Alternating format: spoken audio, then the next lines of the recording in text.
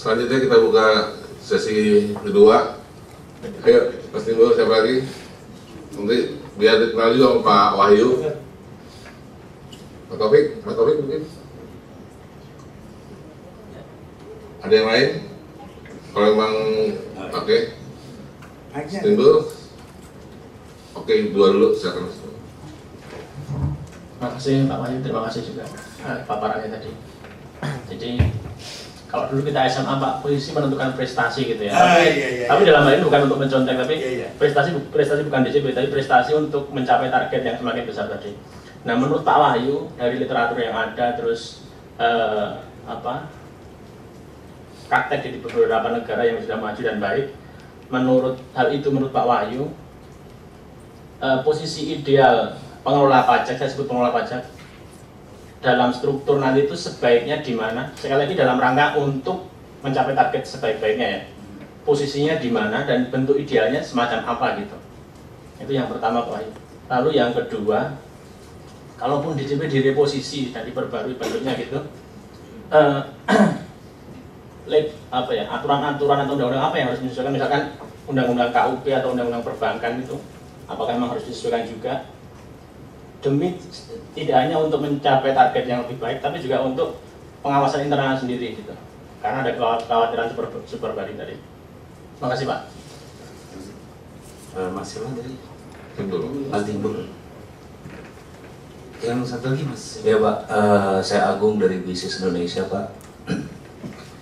Sebenarnya pertanyaan yang hampir sama Mas Timbul tadi, idealnya seperti apa? Karena yang jadi perdebatan selama ini posisi dari Badan Penerimaan Negara ini seperti apa, di mana gitu. Karena ketika kemarin kita menanyakan ke Kemenkeu sendiri kan akan ada suatu bentukan atau formulasi organisasi yang masih di bawah Kemenkeu sendiri gitu. Sementara kalau kita lihat tadi kan ada dua cabang gitu Pak, antara belanja sama penerimaan gitu. Dan ketika memang posisinya masih di bawah Kemenkeu, otomatis kan itu masih di bawah, masih dalam ranah satu koordinasi dengan belanja gitu kan. Itu satu. Kedua, kalau kita bicara masalah pembentukan BPN ini, mungkin satu sisi seperti yang dijelaskan Pak Wahyu tadi kan ada diskresi dari organisasi, SDM dan sebagainya. Tapi ada nggak Pak dampak negatifnya atau sisi negatif yang harus diantisipasi gitu? Karena ketika kita membentuk satu badan, otomatis dari pegawainya sendiri itu intinya kan akan naik level Pak, dari yang sebelumnya kan DCP di bawah eselon 1 ya Pak ya, atau bentuknya seperti apa? Nanti kan itu akan berimbas ke anggaran juga gitu, anggaran belanja pegawai seperti itu. Apakah itu bisa tercover atau dapat jaminan ketika BPN ini terbentuk dan terlepas dari itu semua tadi gitu? Itu dulu Pak Wahyu, terima kasih. Mas Agung sama Mas Timbul, pertanyaannya seru banget nih. Posisi ideal, ini kita bicara organisasi ya sekarang ya. Posisi ideal suatu unit pemerintah kan berarti sebenarnya ini kan. Ada beberapa analisis kan harus dibuat. Pertama, framework political structure-nya seperti apa? Karena biar bagaimanapun entitas yang akan menjalankan kewenangan pemerintah, kewenangan negara, itu kan menjadi entitas yang merupakan, maaf saya menggunakan istilah, kaki tangannya yang menduduki kekuasaan. Sangat tergantung appetite dari otoritinya dia di mana. Kalau appetite authority-nya Pak Presiden termasuk pajak, dia pasti bilang di bawah saya langsung. Tapi kalau appetite-nya dia lebih pada penerimaan negara, maka kita akan berpikir pada kewenangan apa yang perlu dipunyai supaya penerimaan negara bisa terjamin, kan gitu. Jadi ini frame politik itu sudah jelas, karena nggak bisa kita mempengaruhi dengan kata-kata Amerika begini, Jepang begitu. At the end of the day, decision ada di pembuat keputusan di negara ini, ya kan gitu. Nah, secara teoritis kita bisa, ini pertanyaan Mas Agung kan ya. Secara teoritis kita bisa melihat berbagai model. Jadi model contoh di Malaysia namanya lembaga hasil dalam negeri. Di situ ada Board of Advisories. Dalam Board of Advisory-nya itu ada komisionernya, yang dirjen kalau di Indonesia, ada menteri keuangannya juga di situ. Di bawahnya baru lembaga hasil. Si lembaga hasil mengelola dirinya sendiri. Tapi ada governance tentu yang dibangun supaya dia nggak bisa jadi yang super power gitu ya. Tadi ada governance-nya. Nah kalau governance kita bisa melihatnya secara objektif karena buat mereka di sini ada yang akuntan nggak di antara para wartawan? Nggak ada. Baik. Kalau yang belajar politik, pemisahan kekuasaan dalam negara. Ada legislatif, ada eksekutif, ada fungsi yang yudikatif. Sehingga tidak ada satu unit yang megang full power authority, ya kan? Pemisahan. Di dalam akuntansi satu organisasi, pemisahan fungsi dan tanggung jawab. Pemisahan antara yang memberi endorsement, otorisasi, sama yang megang uang, sama yang punya kebutuhan. Itu tercermin juga dalam sistem keuangan negara kita. Yang punya kuasa pemegang anggaran terpisah dari yang mengelola, terpisah dari yang minta. Nggak bisa yang megang uang minta, nggak bisa. Orang lain yang butuh minta. Nah ini kan pemisahan fungsi dan tanggung jawab ini kan sebenarnya rules dari governance-nya suatu organisasi. Sehingga yang harus dijamin dari struktur bahwa tidak ada satu titik pun yang bisa totally powerful, ya gitu. Tapi kalau kita bicara tentang kewajiban membayar pajak yang dimiliki yang ada di masyarakat, harus ada satu entitas yang punya kekuasaan untuk exercise kekuasaan itu. Saya beri contoh ini, jalan tol, ya. Ini tentang kepatuhan dan keberadaan orang yang exercise aturan.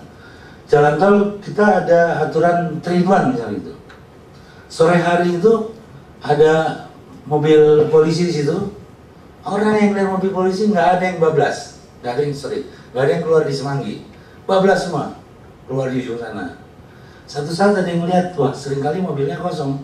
Besoknya dia ada mobil polisi, nggak ada polisinya, plus dia keluar di Semanggi, ya kan? Dia pikir lolos, tahu-tahu di turunan Semanggi ada polisinya kan nggak bisa lari kemana-mana. Kalau dia lari nyambung ke taman kan, wah ternyata ada polisi juga, gitu kan? Dia lapor sama teman-temannya. Tapi polisi itu mau melakukan penilangan juga nggak bisa sembarangan kan? Dia harus stop, harus jelaskan pelanggaran Anda apa, SIM Anda mana, baru ditilang, ya kan gitu. Kemudian kalau ditilang di situ, dia harus bayar, bayarnya tidak ke Pak Polisi kan? Terus bayarnya di panitera pengadilan, terpisah, gitu kan?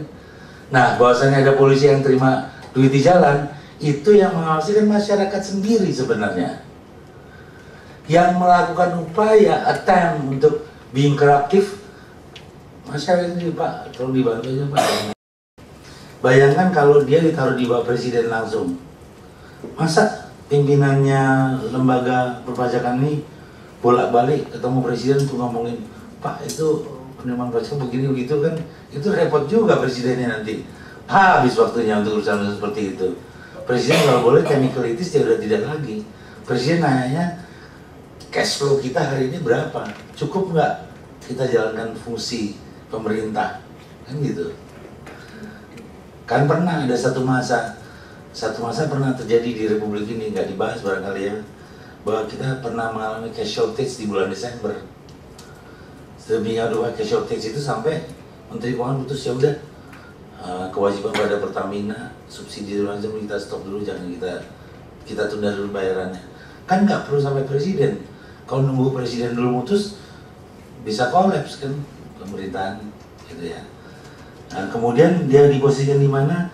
Saya sangat yakin ya, Mas Timbul, posisi di mana itu sangat dipengaruhi oleh interaksi politik di dalam negeri. Karena biar bagaimanapun Indonesia ini belum begitu mature, Orang berebut kekuasaan di dalam pemerintahan itu terjadi meskipun ada calon presiden mengatakan saya tidak mau bargain. Saya kira itu terlalu naik juga gitu ya. Saya pikir ini nanti akan sangat dipengaruhi. Jangankan struktur organisasinya, struktur organisasi yang sudah terbentuk pun orangnya siapa akan jadi political issue juga. Jadi kalau mau idealnya seperti apa, contoh-contoh di berbagai negara yang sudah maju banyak. Ya, ada yang berdiri sendiri. Di Amerika IRS itu di bawah Minister of Treasury juga, gitu, IRS. Tapi dia punya kewenangan yang sangat tinggi, sampai ingat film Hunter tuh, polisi Hunter kan? Detektif ya Hunter itu kan? Hunter tuh dicari-cari sama petugas IRS, lari ngumpet-ngumpet karena dia belum bisa bertanggungjawabkan uang yang diambil dari bendahara buat dia kasih ke informan. Informan mana ada yang ngasih kwitansi kan gitu ya, informan polisi, intelnya polisi itu. Jadi si Hunter harus bertanggungjawabkan pada IRS karena ada uang keluar dari bendahara diterima oleh dia tidak laporkan di tax returnnya, gitu kan. Polisi takut sama IRS. Kan ini jadi satu hal yang tidak lazim di Indonesia. Kan, padahal IRS tidak di bawah presiden langsung, kan gitu. Tapi polisi takut. Jadi, ya. Orientasinya efektivitas kerja pengelola pajak itu kita sampingkan posisinya karena di luar yang ini. Itu idealnya di mana? Banyak contoh. Ada yang komisioner type, ada yang lembaga, ya kan? Dengan konteks Indonesia paling pas. Kalau Anda tanya konteks Indonesia, terpaksa harus ngomong politik, Mas. Kalau saya jangan di corner.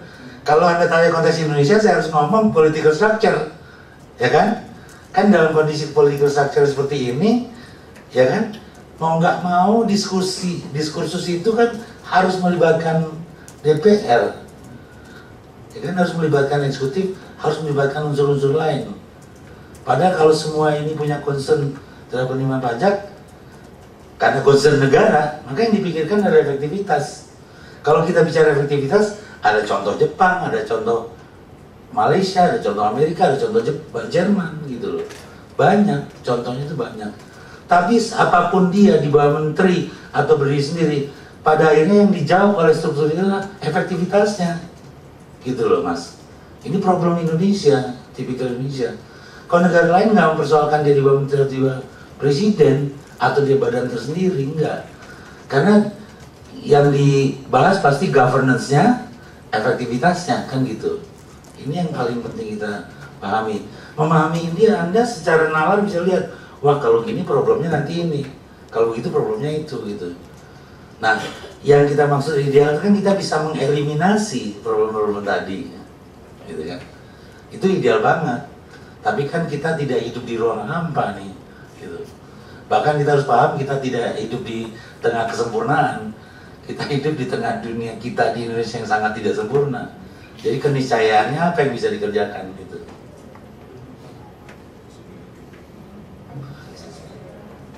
Anggaran. Itu yang saya sudah jelaskan tadi masalah dump truck ya. Dump truck itu kan ada proses yang kita sebut change management. Saya kemarin ikut diskusi di Kementerian Keuangan mengenai hal itu. Saya mengatakan demikian. Kita jangan harus clear menyampaikan pada, karena yang minta kan UKP 4, yang minta ini, belum lagi ada tim sukses yang minta kan gitu. Harus clear bahwa bentuk ini bukan urusan sehari, Begitu Kepresnya terbentuk, organisasi bentuk, enggak. Ada steps yang harus dilewati, mempersiapkan mindset, termasuk mindset publik loh. Mindset publik kalau badan ini terbentuk, kan interaksi antara tax administration dengan wajib pajak akan dipengaruhi oleh strukturnya, gitu kan. Ini juga perlu diperbaiki mindset institusi lain di negara kita, itu. Karena kan bisa juga nih dengan kondisi yang sekarang misalnya, keberatan itu kan sebenarnya satu instrumen di dalam undang-undang supaya wajib pajak yang merasa diperlakukan tidak adil bisa punya ruang untuk minta keadilan dalam proses keberatan. Sehingga ketika ini diselesaikan masih dalam ranah administratif perpajakan. Administratif perpajakan meluluskan permintaan keberatan wajib pajak itu tidak bisa serta-merta dipandang sebagai merugikan keuangan negara, ya kan gitu.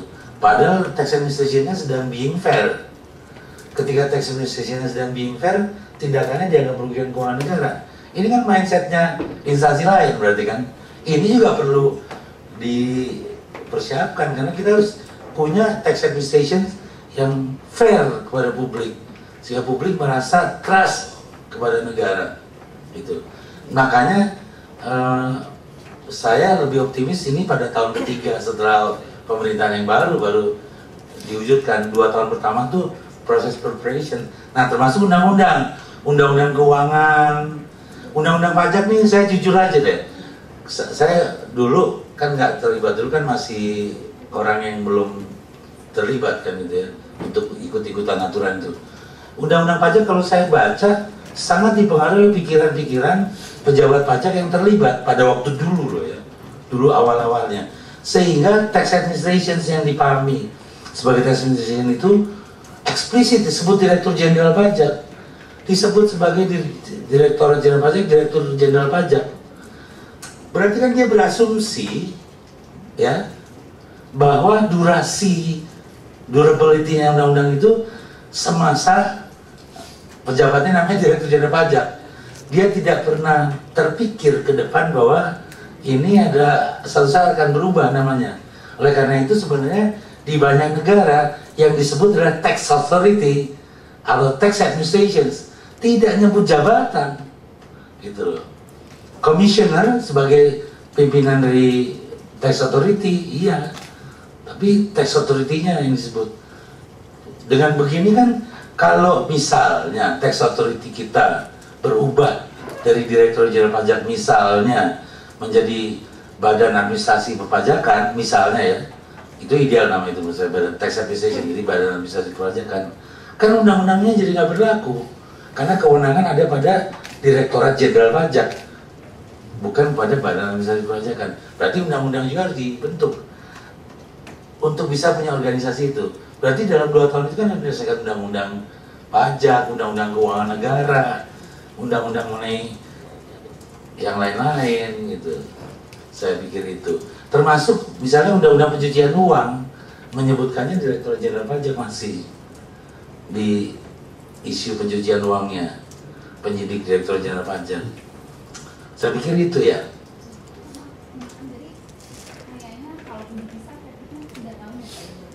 Jadi menurut saya bukan dipisah atau tidak dipisah ya Mbak Esa. Isunya what kind of tax administration you want to have, gitu. Itu yang isunya, ya. Jadi kalaupun dibentuk tax administration yang baru, ya minimal 3 tahun yang akan datang baru bisa terbentuk dengan ideal. Karena platform undang-undangnya harus ada, undang-undang lain yang terkait juga harus disesuaikan, gitu. Membentuk tax administration, organisasi kan kita ngomong chart tuh, kotak-kotak doang. Tapi orangnya siapa yang duduk situ? Instrumen administratif apa yang perlu kita punya? IT system, itu macam-macam. Jadi ini menurut saya ada satu misparadigm di kalangan para pemikir itu yang bicara di koran selama ini ya. Seolah-olah nih kayak saya jual kijang saya beli mobil Mercedes gitu loh. Kan tidak semudah itu.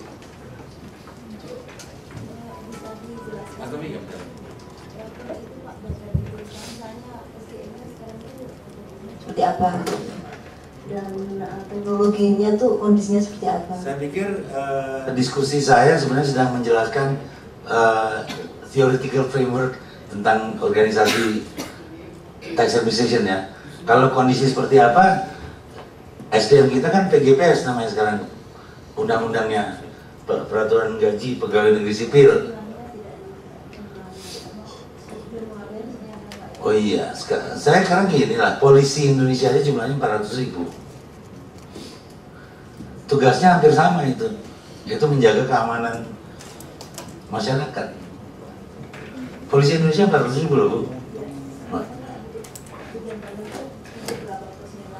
Wah, saya nggak bisa gitu. Tergantung kebutuhan itu, necessity. Dan itu pun, ya saya harus jujur, saya bukan yang bisa dengan secara statistikal. Sekarang penerimaan segini cuma pajak segini, kalau penerimaan segitu pegawai pajaknya harus segitu. Itu tidak linear kan. Misalnya ya, sistem bisa menggantikan manusia, ya kan? Iya. Kondisi sekarang dia channelsnya sudah tersedia banyak. Anda memasukkan SPT secara elektronik filing sudah bisa.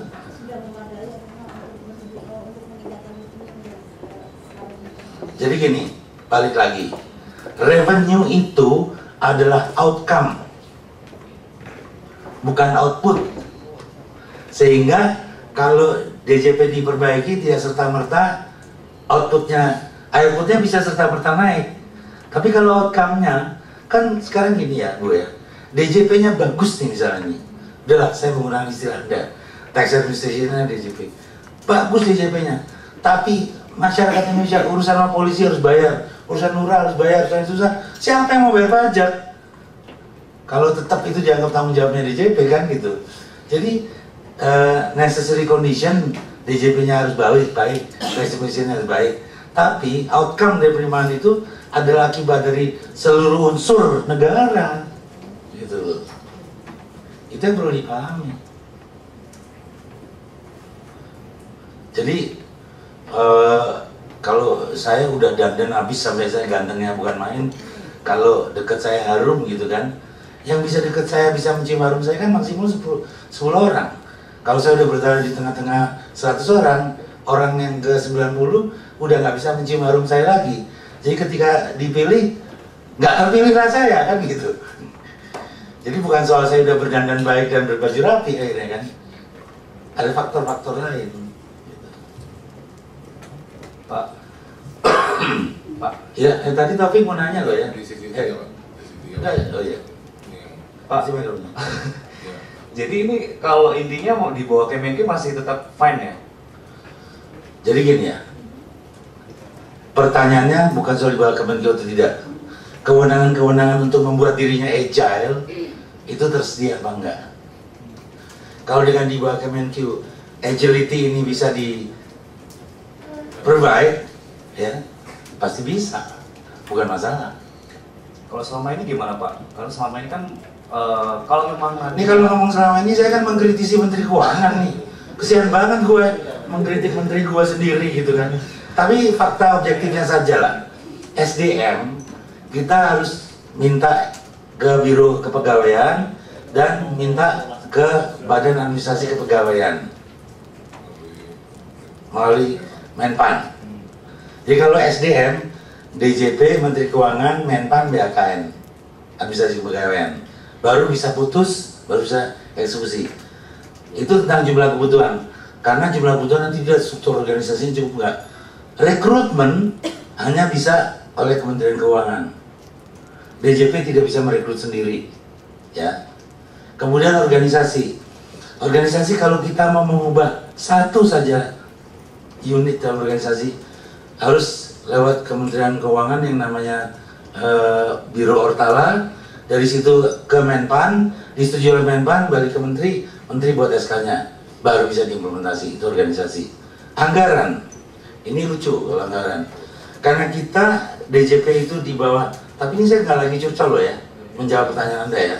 Buat saya nggak ada perlunya curcol soal ini kan. Ini kebaikan bersama Pak. Ya. Sekarang anggaran, Kementerian Keuangan dapat anggaran Kementerian Keuangan yang disetujui oleh DPR. Di dalam unsur Kementerian Keuangan ada DJP, ada yang lain-lain. Kalau DJP-nya naik, yang lain harus kurang. Karena kan jatahnya kementerian itu segitu-gitunya. Mana mau yang lain dikurangin untuk naikin DJP? Kalau ini naik, yang lain harus turun. Dia nggak mau. Atau ini naik sendiri, yang ini enggak. Poket kementerian naik, kan itu karena naikin DJP. Ya DPR nggak mau. Masa hanya karena satu unit eselon 1 anggaran Kementerian Keuangan bisa jadi nongol sendiri gitu kan? Nggak bisa gitu. Itu kaitan anggaran. Teknologi informasi juga gitu, centralized, ada pusat kebijakan teknologinya di Puskering Kementerian Keuangan. Jadi kalau kita membutuhkan sesuatu untuk memberi channel yang lebih baik bagi wajib pajak, memperbesar bandwidth, ya harus ke sana. Nggak bisa untuk sendiri. Itu kondisi sekarang, dan itu bukan kata Wahyu loh ya. Aturannya memang begitu. Jadi tanpa saya omongin juga aturannya begitu. Jadi kalau ngutip jangan bilang kata si Wahyu, aturannya begitu. Ya, PGPS, peraturan gaji pegawai negeri sipil, ya kan. terus dibuat remunerasi. Remunerasi yang diberikan kepada pegawai DJP itu tahun 2002 ditetapkannya. Sekarang kan udah 12 tahun. Inflasi 12 tahun nggak pernah di taking into account. Jadi apa yang diterima 2002 yang dulu wah gitu kan, sekarang udah tergerus inflasi. Itu memang kenyataannya gitu. Bukan karena saya komplain gaji saya berkurang, enggak. Ya gitu kenyataannya. Sehingga nggak ada mekanisme untuk menjustify dirinya, bukan justify, salah, mengadjust dirinya menurut perubahan keadaan. Kan kalau inflasi meningkat, untuk maintain dia punya well-offness-nya, well-being-nya pegawai, kan organisasi itu harus naikin anggaran gaji, ya kan? Karena well-being-nya pegawai berkurang kalau inflasi tinggi. Nggak bisa, aturannya nggak di tangan dia. Itu keadaannya gitu. Tapi saya pun sampai sekarang tetap kerja baik kok dalam keadaan seperti itu. Don't worry gitu ya. Tapi ini maksud saya kondisi organisasi itu, saya kira kan kita kalau bicara organisasi kita bicara Sabang sampai Merauke. Pegawai kita yang di Irian saja itu punya namanya tunjangan kemahalan. Dulu zaman dahulu kala tunjangan kemahalan itu sesuatu banget di sana itu. 200.000 rupiah. Sekarang 200.000 rupiah masih tunjangan kemahalannya. Saya tanya sama teman-teman saya di Papua, bisa beli apa ya kamu dengan 200.000 rupiah? Ya dia bilang, Pak Oyi bayangkan aja deh, kalau saya mau beli Indomie di gerobak Indomie itu, satu mangkok Indomie telur harganya 50.000 rupiah. Itu tunjangan kemahalannya berarti dapat 4 mangkok Indomie dong. Iya dalam sebulan saya bisa 4 kali. Itu kan kita nggak bisa ubah. Kita nggak punya kewenangan untuk mengubah itu. Itu contoh mas. Tapi ini bukan curcol ya. Dan bukan kata si Wahyu, itu fakta aja gitu. Ini ngapain juga? Pak, berarti intinya terlepas dari tadi Mbak saya menggunakan istilah tools ya. Ini tools harusnya. Ya terlepas dari posisinya. Terlepas dari itu di bawah Kemenkyu atau tidaknya, tapi ketika kondisi yang selama ini ada kan, ketika di bawah kementerian, diskresi-diskresi yang di bawah itu tidak bisa dilakukan gitu. Berarti intinya harus berada di luar kementerian itu dong Mas? Saya nggak bilang intinya. Saya tadi bilang keniscayaannya. Itu konsekuensi. Kalau being under the minister, it's not possible to have this agility, then the consequences is you should be outside the minister. Itu ya itu. Tapi jangan dianggap sebagai tujuannya mas. Salah kalau tujuannya. Logika saya nggak nyampe ke situ. Saya nggak nyampe. Saya bolak-balik heran. Kok orang ngomong kepengen merdeka ya. Ini yang butuh negara Republik Indonesia. Dia butuh tax administration seperti apa? Mari kita pikirkan. Kalau negara Republik Indonesia ini menganggap sudah cukup DJP seperti ini, ya wes gak apa-apa ya, monggo gitu loh ya. Ini yang jadi problem nih, paradigm yang dibentuk. Nah sebenarnya ini nilai strategi saya ketemu teman-teman ini, teman-teman ini jadi punya cara pandang yang lebih objektif. Kalau ketemu orang yang ngomong begini, ngomong begitu gitu ya. Buat saya penting karena pers Indonesia itu pers yang sangat kuat membangun opini publik. Ya nggak usah susah-susah deh. Kita lihat Pilpres, peran media itu sedemikian hebatnya sampai bisa pemilih itu terbelah dua hampir sama loh, ya kan? Terbelah dua hampir sama. Kalau lihat hasil yang terakhir 50 sekian sama 40 sekian, itu kan hampir terbelah dua.